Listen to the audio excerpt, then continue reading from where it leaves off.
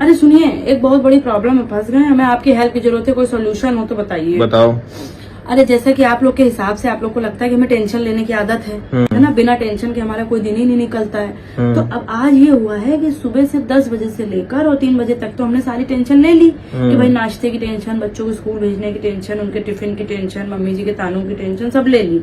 अब जो 3 से 6 का स्लॉट था हमारा, जिसमें कि हम अपनी देवरानी की टेंशन लेते थे कि चली गई ऊपर सोने, किचन में नहीं साफ करा, सब हम ही करें, बस आती खाती चली जाती है, इस टाइप का जो टेंशन थी, अब वो तो मायके चली गई है। तो अब ये स्लॉट हमारा बिल्कुल खाली है और ये फ्री जा रहा है।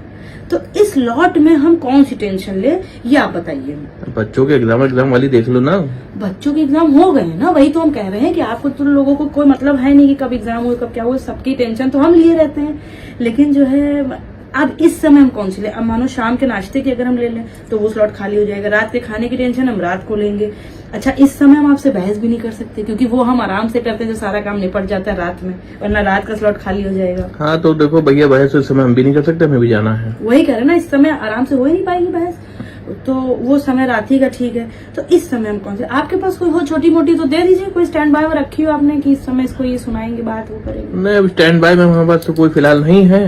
तो फिर ये अगर नहीं है आपके पास तो या तो फिर हम जो है खुश हो जाएं, 2-3 घंटे हम खुश रहें, वो आपसे नहीं देखा जाएगा, आपके कलेजे साफ लौट जाएगा। एक मिनट, मम्मी जी के पास जाइए, उनके पास नहीं तो 1000 टेंशन होंगी हमको देने के लिए, आप एक बार पूछिए, पक्का बता देंगी वो। पक्का है तो मैं मम्मी पास होंगी। अरे कैसी बात कर रहे, मम्मी जी के पास मतलब अपनी बहू को देने के लिए सास के पास टेंशन नहीं होगी, 1000 टेंशन होगी उनके पास। बस उनको ये मत बताइएगा कि हम मांग रहे हैं टेंशन, अगर वो ये जान लें कि हम कह रहे हैं कि टेंशन दो तो वो नहीं देंगे कोई टेंशन। ऐसे उनसे जाके कहिएगा कि इस समय बहुत फ्री लग रही, बहुत खुश लग रही है, तुम कोई बात बताओ उसको, जाके कहो उसको, सुनाओ बातें, तब वो आएंगी।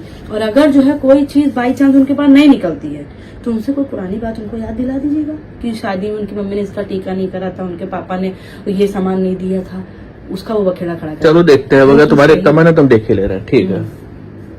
अरे बड़ी जल्दी आ गए कि मम्मी जी सोचे बैठी थी क्या? हाँ, मम्मी से जाकर मैं ऐसे ही कहा कि जो है भाई वो खुश होने जा रही है, तो कुछ अगर वो है तो बता दो। तो उनका 3-4 बार निकला है एकदम से। अच्छा।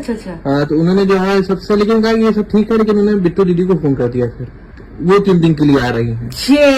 ये उन्होंने सबसे बड़ी वाली टेंशन हमको दी, और 1 दिन की भी नहीं थी, 2-3 दिन के लिए आ रही, 3 दिन के लिए। यही होती है असली सास। अब आप समझे कि सास को सास क्यों कहते हैं, ऐसी थोड़ी प्रकृति ने इतना बड़ा ओहदा दिया है। सास होना बहुत जिम्मेदारी का काम होता है, ये उन्होंने कितने अच्छे से अपनी जिम्मेदारी निभाई। ये आपके दिमाग में आया था ना, हमारे दिमाग में आया था, हम परेशान थे कि 2-3 घंटे हम क्या करें, कैसे खुश रह ले, क्योंकि दरअसल हमारी भी यहाँ रहते रहते खुश होने की आदत छूट चुकी है ना, और आप लोगों की टेंशन लेने की छूट चुकी है, हमको दे के टेंशन।